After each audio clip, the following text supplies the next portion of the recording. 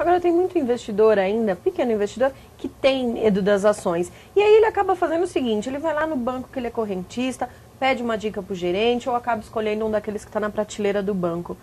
Isso é um perigo para o futuro. Eu diria assim, eu trabalhei mais de 30 anos no mundo bancário e a gente sabe que tem sempre um viés, vamos dizer assim, numa recomendação de um profissional de banco, que ele tem uma meta de venda de produtos, ele tem uma meta de geração de receita em cima dos seus clientes, então realmente a recomendação desses produtos, realmente você tem que ter sempre uma atenção com relação a esse tipo de sugestão, né? Eu acho que não é difícil você investir em produtos do tipo tesouro direto, do tipo renda variável, conforme a gente comentou, né? Eu acho que você tem que tomar muito cuidado com a recomendação de produtos que o teu gerente vai tentar te vender. Uhum. Agora a gente também tem uma tradição aqui no Brasil sobre os imóveis. Muita gente acha que o imóvel é um investimento seguro, tá lá, ninguém tira de mim. Ele é um bom investimento pensando no longo prazo? Eu acho que investimento em imóvel é um tema também muito interessante, né? Eu diria assim, do ponto de vista de as pessoas procurarem ter um imóvel para a moradia, eu considero isso absolutamente fundamental, que as pessoas tenham um plano, um projeto para ter um imóvel próprio. Isso é fundamental. A despeito dessa, vamos dizer assim, dessa importância, né, você tem no Brasil uma situação que assim, a taxa de financiamento imobiliário é muito alta no Brasil. Você tomar um financiamento de 15 anos, a TR mais 10,5 para comprar um imóvel, você vai pagar dois imóveis e meio ao longo de 15 anos, né? Então a taxa de juros é muito alta para financiamento imobiliário. Então a minha recomendação é que as pessoas tentem acumular o máximo possível de recursos e financiem a menor parcela possível, tal, né?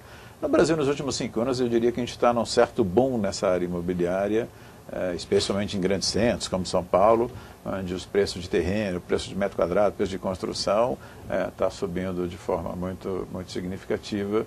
Então, eu tenho receio de que você, de repente, você entrando num determinado momento para fazer esse tipo de investimento, você pode ter, talvez, ao longo do tempo, alguma frustração do ponto de vista de rentabilidade.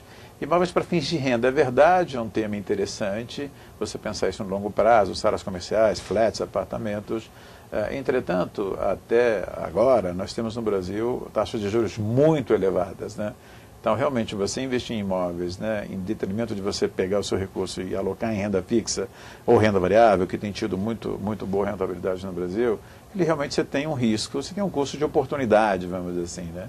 Então, assim, esse é um tema complexo, depende do momento, depende das perspectivas de taxa de juros, depende do preço que você está adquirindo os imóveis, se você está adquirindo com recursos próprios ou não, se está financiando. Então, esse é um tema realmente mais complexo. Mas, linhas gerais, eu diria assim que eu tenho uma visão positiva sobre investimentos em imóveis, sim.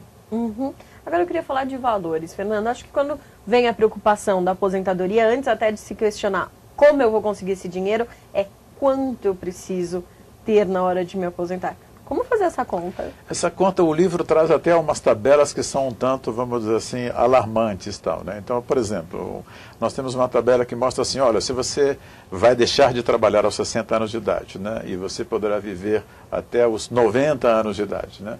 E você tem um determinado padrão de gastos na sua família, você quer ter uma boa qualidade de vida, não quer depender de amigos, filhos, parentes, coisas assim, nós fizemos alguns cálculos interessantes, né? Um cálculo interessante é assim, se você tem um padrão de gasto de 5 mil mês, se você tem um padrão de gasto de 10 mil mês, se você tem um padrão de gasto de 15 mil mês, né? Qual que seria o montante da reserva que você precisará ter aos 60 anos de idade?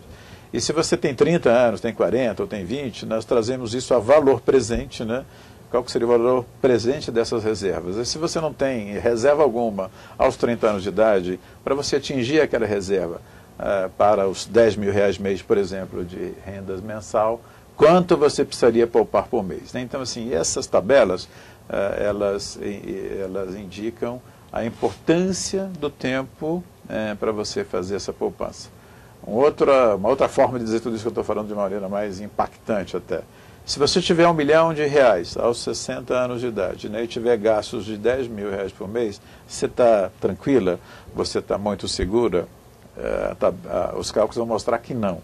Se você tiver sacos de 10 mil reais por mês aos 60 anos de idade, para uma reserva acumulada de 1 milhão, com um padrão de inflação de 4% ao ano e juros de 4% ao ano acima da inflação, essa sua reserva vai acabar em 11,3 anos. Então, assim, é importante você pensar no futuro desde cedo, porque o volume de reservas que você vai precisar ter para fazer frente aos gastos na sua vida madura, ele tem que estar muito bem planejado. Então, quanto antes, melhor. Quanto antes, melhor. Tá certo, Fernando. Eu agradeço novamente, viu, a sua vinda aqui em InfoMoney. Ora, foi um prazer. Eu conversei com Fernando Maybach, ele que é consultor e economista. InfoMoney está no mercado e está aqui.